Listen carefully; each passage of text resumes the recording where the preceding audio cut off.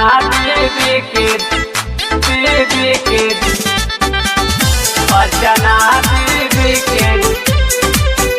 अर्चना बीबी के जितैया हो अर्चना बीबी के जितैया। सबका विकास करी है गली नली पास करी है अर्चना दीदी के जितैया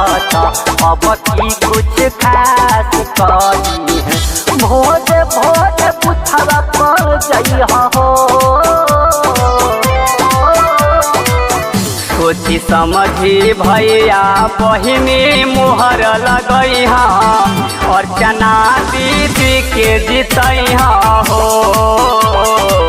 सोची समझी भैया बहिनी मुहर लगैहा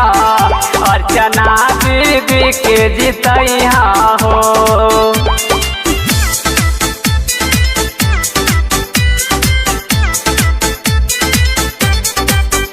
अर्चना बीबी के अर्चना बीबी के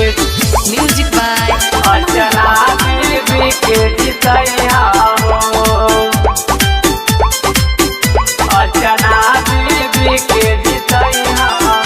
दुखिया गरीबवन के करले सपोर्ट भैया बिनती बाई नहीं के दिह सबे भोट भैया दिह सबे भोट भैया। कर्म सुयोग लगनशील युवा उम्मीदवार बाड़े हो सुख दुख के साथी रणवीर भैया सच्चा ईमानदार बाटे हो मिले जुल के इनके जितैया हो सोची समझी भैया बहिनी मोहर लगैया खबरी इनके जितैया हो कोइलावा पंचायत से मुखिया तू बनैया अब की फिर इनके जितैया हो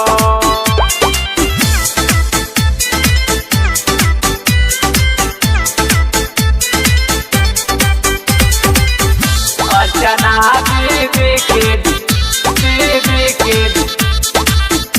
अर्चना बीबी म्यूजिक के बाय अमन रॉक अर्चना बीबी के जितैया हो अर्चना बीबी के जितैया। इंदिरावास मिली घर घर सबके भैया घूमी घूमी पढ़तारी अर्चना दीदी हो पैया अर्चना दीदी हो पैया। जलवा ये टॉम या रमेश खर नारा बोले जोर शोर से अर्चना दीदी के जितावेला हाला बच्चा हुओर से भैया भाभी प्यार बड़े सही हो सोची समझी भैया बहिनी मोहर लगैहा अर्चना दीदी के जितैहा हो कोइलावा पंचायत से मुखिया तू बनैहा अब की फिर इनके जितैहा हो।